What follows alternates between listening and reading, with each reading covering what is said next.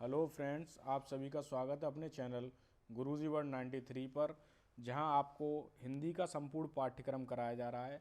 और मैं आप सभी लोगों से तहे दिल से क्षमा मांगना चाहता हूं कि 2-3 दिन ये नेट की समस्या होने के कारण कोई क्लास नहीं आ पाई। तो आज का जो हमारा टॉपिक है वो हिंदी साहित्य यानी हिंदी साहित्य का जो कालक्रम है उसके बारे में हम चर्चा करेंगे। और डेली आपको एक एक करके पूरा साहित्य, एक एक वीडियो आपको ऐसे प्रोवाइड की जाएगी जिससे कि आपका पूरा साहित्य कंप्लीट हो जाए, क्योंकि ये इतना महत्वपूर्ण टॉपिक है जो आपके प्रत्येक एग्जाम में, चाहे वो आपका यूपी टेट हो, सी टेट हो, रीट हो, सुपर टेट हो, यूपी पुलिस हो, एसआई हो, या स्टेट का कोई भी एग्जाम हो, चाहे राजस्थान में चल रहा हो कोई एग्जाम या आपका बिहार में चल रहा हो, वहाँ सभी जगह पर जहाँ जहाँ हिंदी आती है वहाँ हिंदी साहित्य से क्वेश्चन बनना निश्चित है। और इसको कोई भी आप YouTube पर भी सर्च करिए, बहुत ही कम लोगों ने इसको पढ़ाया है व्याख्यात रूप में, लेकिन मैं इसको आपको एकदम इसके जो एक एक पॉइंट हैं जहाँ से क्वेश्चन बन सकते हैं वो सभी महत्वपूर्ण पॉइंट कराऊंगा। इससे पहले आप सभी से एक अनुरोध है मेरा कि मैं वर्णमाला, संधि, समास इन सभी के ऊपर वीडियो बना चुका हूँ और कंप्लीट सीडीपी यानी मनोविज्ञान का जो बाल विकास है आपकी संपूर्ण पाठ्यक्रम करा चुका हूँ, जिसका मैं लिंक आपको इस वीडियो के डिस्क्रिप्शन में दे दूंगा, जहाँ से जाके आप उस वीडियो को वॉच करें और अपने चैनल गुरुजी वर्ड 93 को सब्सक्राइब करें। आज का जो टॉपिक है हिंदी साहित्य का कालक्रम, अब इसके ऊपर हम चर्चा करते हैं। तो हिंदी साहित्य का जो कालक्रम है, इसका जो नामकरण का जो श्रेय जाता है वो जॉर्ज ग्रियर्सन को जाता है। यानी कि हिंदी साहित्य का जो कालक्रम जिसको विभाजित किया है वह जॉर्ज ग्रियर्सन ने किया है। इन्होंने मुख्यतः इसको 4 भागों में बांटा है, जिनके बारे में हम डिटेल में चर्चा भी करेंगे। अभी तो सिर्फ मैं इसका प्रारूप आपको दिखा रहा हूँ कि हिंदी साहित्य में आपको पढ़ना क्या क्या है, फिर इसके अंदर बहुत सी रचनाएं और किनको किस चीज़ के लिए जो बोलते हैं ना, अवार्ड वगैरह मिलते हैं, तो अवार्ड वगैरह जो मिले, जैसे महादेवी वर्मा को मिला था गिल्लू के लिए, है ना, तो ऐसे ही सूर्यकांत त्रिपाठी निराला को मिला है ना। तो इसके बारे में पूरी डिटेल में एक एक वीडियो आपके 10 या 15 मिनट की वीडियो मिला करेगी। बस आप अपने चैनल गुरुजी वर्ड 93 को सब्सक्राइब जरूर कर लें। अब इन जॉर्ज गिरियर्सन के अनुसार पहला था आदिकाल। आदिकाल को ही हम वीर गाथा काल भी बोलते हैं। और इसका जो यहाँ पर आप टाइम पीरियड देख रहे हो 650 ईस्वी या 1050 ईस्वी से 1350 तक। अगर आपसे एग्जाम में जॉर्ज ग्रियर्सन के अनुसार टाइम पीरियड पूछा जाए तो आप लिखेंगे 650 से 1350 तक, और आचार्य रामचंद्र शुक्ल के अनुसार पूछा जाए तो 1050 से 1350 तक। जो मेनली आपसे क्वेश्चन पूछा जाता है वो रामचंद्र शुक्ल और इन्हीं के बारे से ही पूछा जाता है, इसलिए ज़्यादातर कहीं आपको 1050 भी लिखा हुआ मिलेगा और कहीं आपको 650 भी लिखा हुआ मिलेगा। लेकिन आज के बाद आपका ये डाउट नहीं रहेगा कि 650 से 1350 ईस्वी तक का किसका है, जॉर्ज ग्रियर्सन का। ठीक है, आचार्य रामचंद्र शुक्ल के अनुसार 1050 ईस्वी से 1350, और ये जो टाइम पीरियड है ये पूरा 300 वर्ष का है। यानी आदिकाल का जो समय पीरियड चला वो 300 वर्ष तक चला।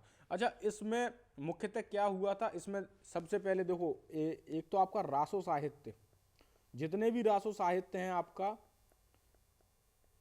वो इसी में आपको मिलेंगे। जैसे कि तुम्हारा था परमाल रासो, है ना, और पृथ्वीराज रासो, और वीर रस से परिपूर्ण रचनाएं इसमें मिलेंगी आपको। वीर रस से परिपूर्ण यानी वीरों की गाथाओं का वर्णन मिलेगा। यानी जैसे कि पृथ्वीराज रासो में आपको क्या मिलेगा, पृथ्वीराज चौहान के बारे में पूरा उनकी वीरता, उनके जो भी युद्ध वगैरह जो भी उन्होंने किया उनके टाइम पीरियड का वो सभी मिलेगा। और यह सबसे इम्पोर्टेंट रासो ग्रंथ का सबसे महत्वपूर्ण ग्रंथ माना जाता है पृथ्वीराज रासो, और इसके जो रचयिता थे वो चंद्रवरदाई थे।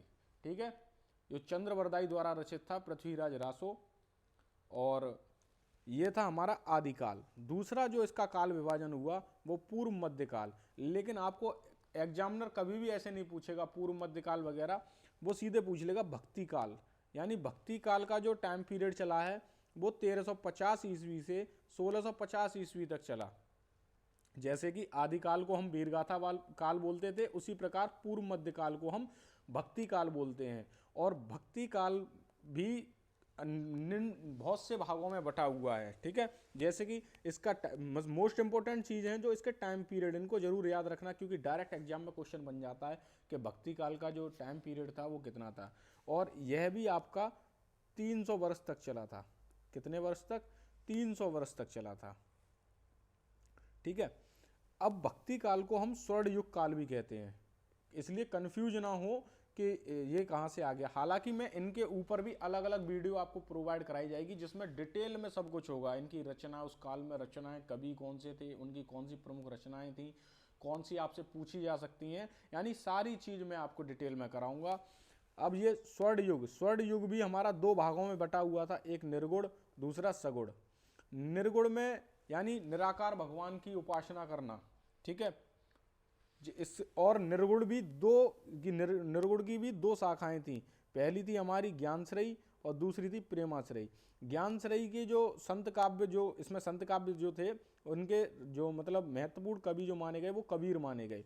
और प्रेमाश्रयी में सूफी काव्य यानी मलिक मोहम्मद जायसी को माना गया, ठीक है।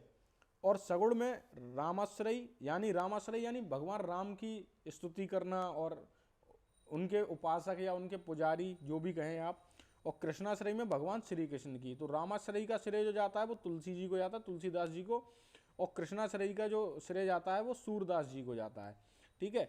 हालांकि हम इनके बारे में आगे जब एक एक करके इनकी वीडियो आएगी आपके सामने तो वो डिटेल में मिलेगी। ये तो आज आपको मैं प्रारूप दिखा रहा हूँ कि आपको हिंदी साहित्य क्यों इतना महत्वपूर्ण है और इससे कितने, इसको करने से अप्रोक्स आपके 8-9 नंबर पक्के हैं हर एग्जाम में।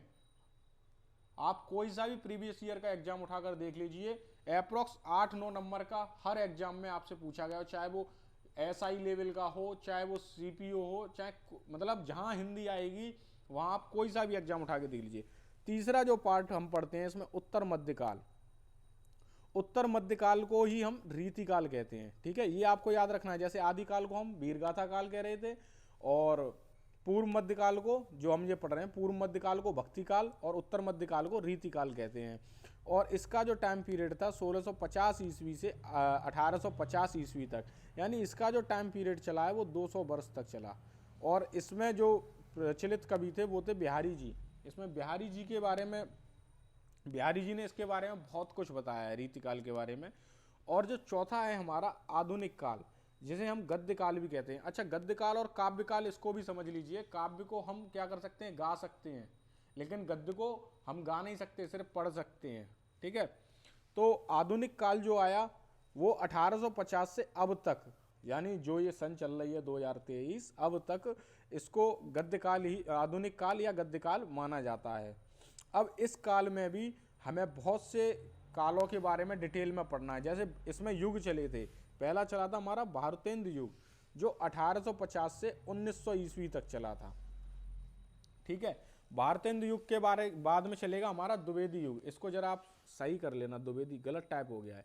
द्विवेदी युग जो हमारा 1900 से 1920 तक ईस्वी तक चला था। ये बस टाइम पीरियड आपको जरूर याद रखना, ये बहुत मोस्ट इंपोर्टेंट है। डायरेक्ट टाइम पीरियड से आपके क्वेश्चन बन जाते हैं। फिर आया हमारा छायावाद युग 1920 से 1936 तक चला। फिर आया हमारा प्रगतिवाद युग 1936 से 1943 तक। फिर आया प्रयोगवाद 1943 से 1951 तक। फिर आई हमारी नई कविता यानी 1951 से अब तक।